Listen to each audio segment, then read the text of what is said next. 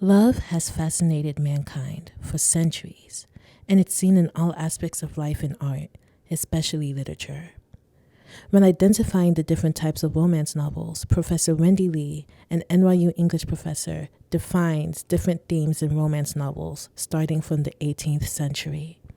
So there's something called amatory fiction, which actually comes out of 17th century France, but when it migrates into early 18th century England, it's, yes, very erotic,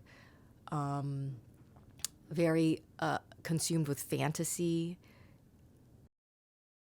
Gothic literature and Gothic fiction reaches a peak with somebody called Radcliffe, Anne Radcliffe, in the 1790s. So it's a French revolutionary sort of genre.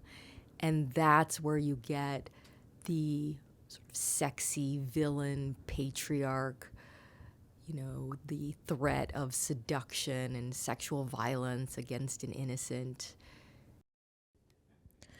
With the creation of the sexy villain trope in Gothic literature and the erotic fantasy trope in amatory fiction, books' influence on society became more defined, especially when it came to matters of how love was supposed to look.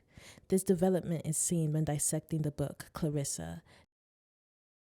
So Clarissa is a monument of the plot about female interiority. And it is no coincidence that it is a rape novel.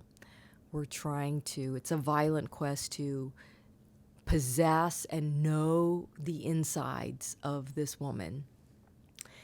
That novel, a huge turning point in what narrative entertainment looked and felt like, especially as it pertained to heterosexuality or gendered relations.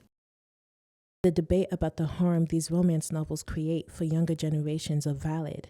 However, it is important to acknowledge the rights authors have to create their own stories without censorship.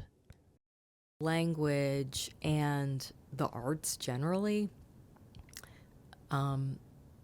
women, or especially gender nonconforming people or minoritized people, it's where they should feel their freest.